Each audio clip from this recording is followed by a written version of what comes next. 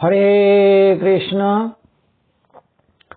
কৃষ্ণনগর ঘূর্ণি গাঙ্গুলিপাড়ায় অবস্থিত শ্রীগোপাল মন্দিরে আজ আমরা শ্রীমদ্ ভাগবত গ্রন্থ আস্বাদন করছি।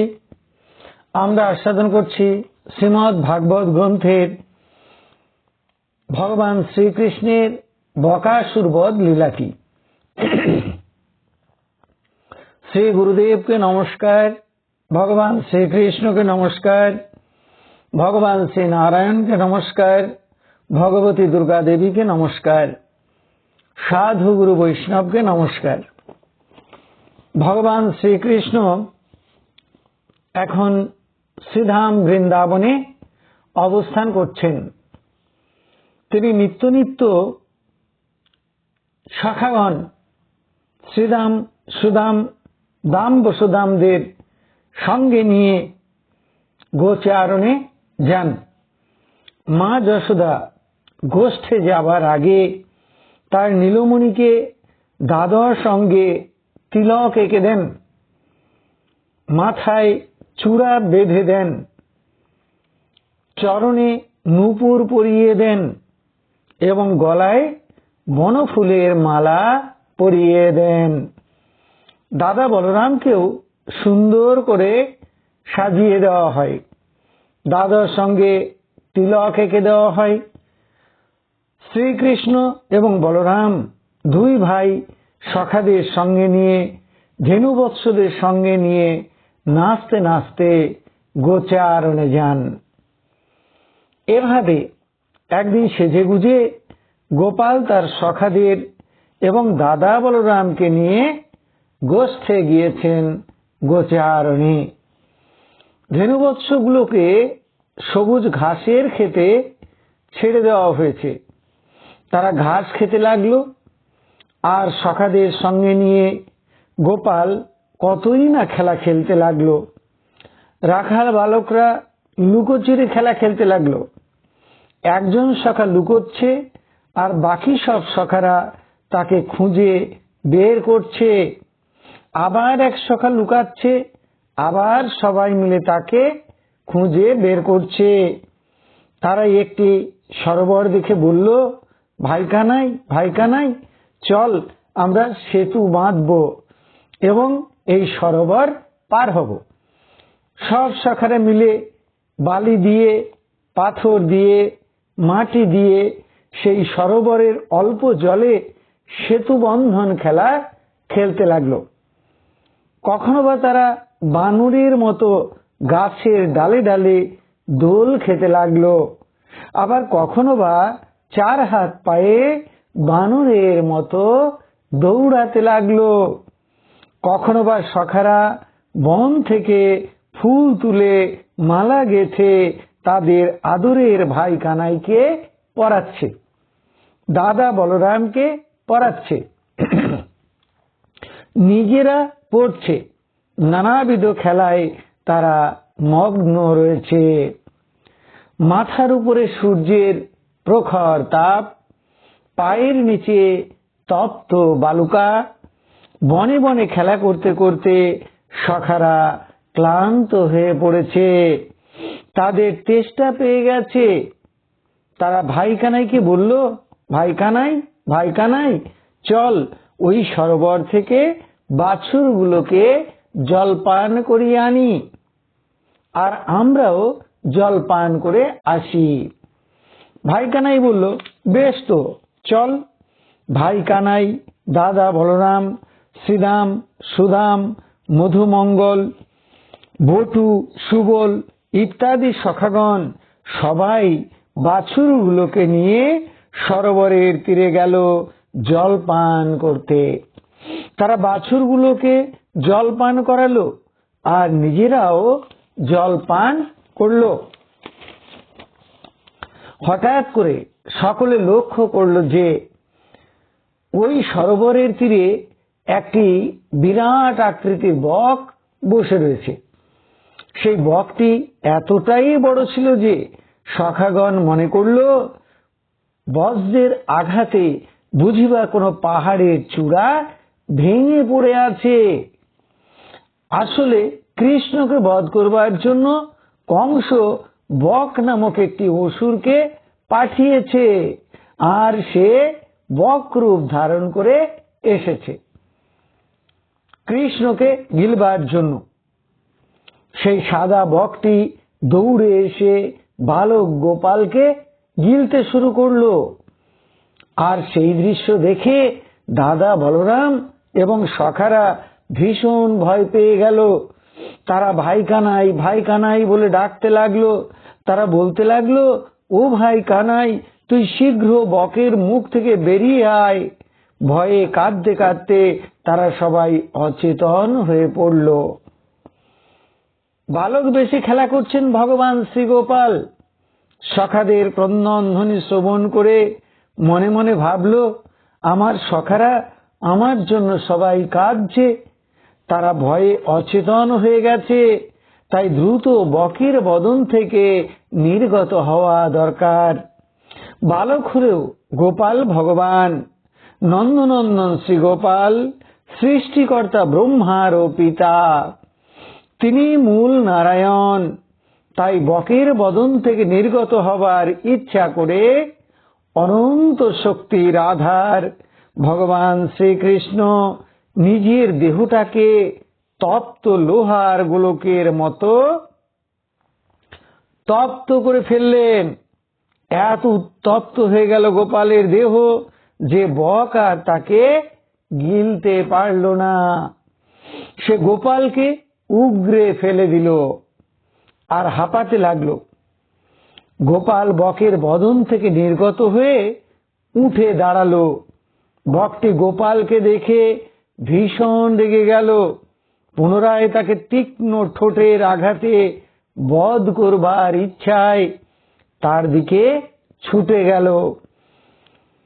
আর তখন বালক গোপাল তার দুটি হাত দিয়ে বকের দুটি লম্বা ঠোঁট সজোরে ধরে বসল। বকটি তার পা দিয়ে গোপালকে আঁচড়ে দেবার চেষ্টা করল, আর বালক গোপাল বকের পা দুটি তার দুটি পা দিয়ে চেপে ধরল। বকটি পাখা ঝাপটানোর চেষ্টা করল, আর গোপাল বকটির দুটি চঞ্চু ধরে ঠোঁট দুটি ধরে সজোরে দূর দিকে টান দিল। আর বকাসুরের দেহটা গিট শূন্য বিরন ঘাসের মতো, নরম ঘাস, তার নাম হচ্ছে বিরন ঘাস, বিরন ঘাসের মতো দু টুকরো হয়ে গেল। বকাসুর প্রাণ হারালো।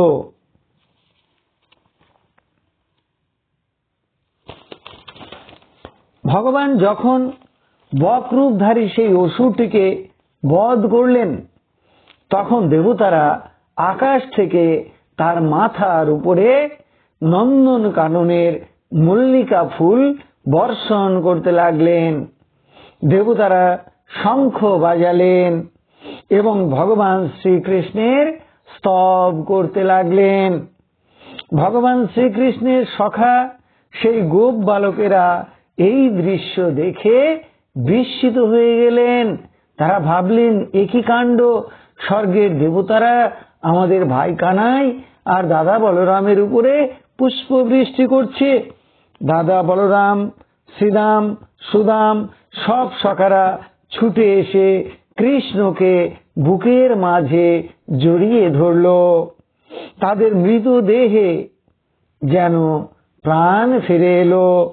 তারা ভাই কানাইকে মাথায় করে নাচতে নাচতে গোষ্ঠ থেকে ফিরে এলো, ধেনু বৎসগুলোকে সঙ্গে নিয়ে।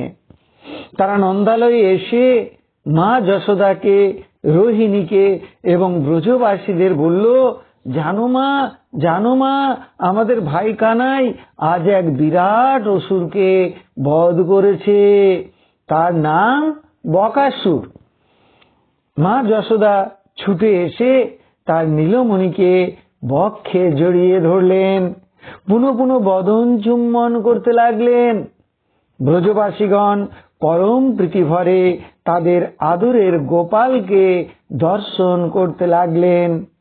পরলোক থেকে কোনো মানুষ ফিরে এলে মানুষ যেমন বিস্ময়াপন্ন হয় তাকে দেখে, তেমনি ব্রজবাসীগণ মৃত্যুর মুখ থেকে ফিরে আসা তাদের আদরের নীলমণিকে দেখতে লাগলেন। দেখে দেখেও যেন তাদের তৃপ্তি হচ্ছে না। সমস্ত ব্রজবাসীরা বলতে লাগলো যে আমাদের নীলমণির মৃত্যুর বহুবিধ কারণ উপস্থিত হলেও তার মৃত্যু হয়নি। সে বারে বারে বিপদের হাত থেকে অক্ষত দেহে ফিরে এসেছে। মা যশোদা বলতে লাগলেন, আমরা পূর্বজন্মে নিশ্চয়ই কোনো বিপদগ্রস্ত মানুষকে অভয় দান করেছিলাম, তাই আমাদের নীলমণি পুনঃ পুনঃ বিপদের হাত থেকে রক্ষা পাচ্ছে।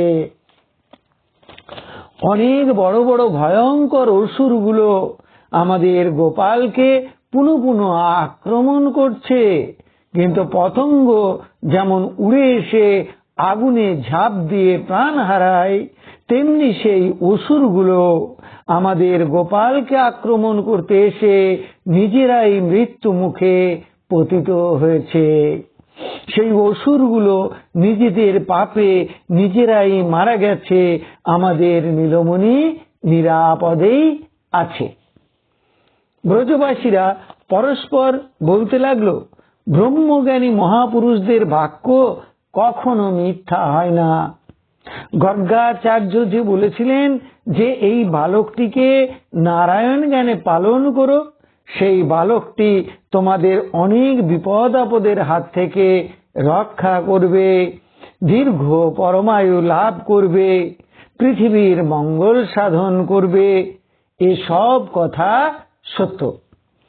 নন্দ মহারাজ, মা যশোদা এবং রোহিণী এবং অন্যান্য ব্রজবাসীগণ সকলেই কৃষ্ণ তাদের আদরের এবং বলরামের সকলেই তাদের আদরের কৃষ্ণকে এবং বলরামকে আদর করছে এবং তাদের গুণগান গাইছে। নন্দ মহারাজ, মা যশোদা, সমস্ত ব্রজবাসীরা কি করছে না, তাদের আদরের নীলমণিকে এবং দাদা বলরামকে আদর করছে এবং তাদের গুণগান গাইছে, তাদের লীলা দর্শন করছে। তাদের গুণগান করে তারা মহা সুখে ব্রজে বাস করতে লাগলেন। সংসার দুঃখ কি, ত্রিতাপ জ্বালা কি, তা তারা অনুভব করতে পারলেন না।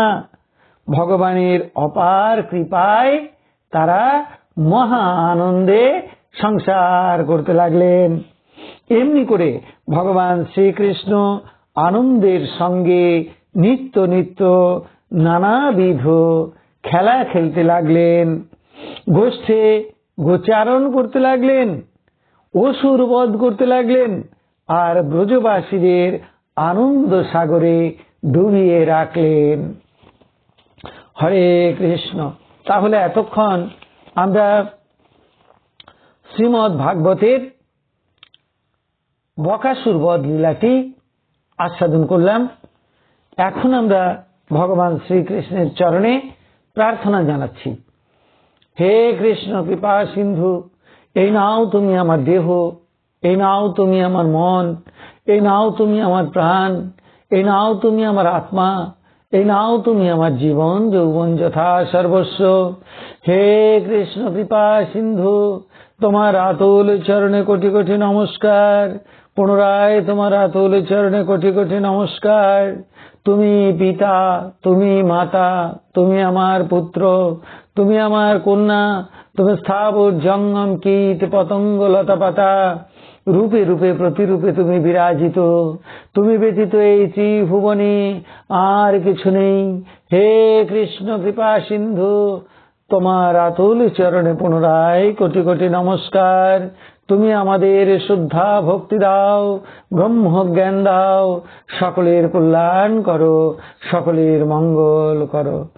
আপনারা সকলে ভালো থাকুন, সুস্থ থাকুন, আনন্দে থাকুন। হরে কৃষ্ণ।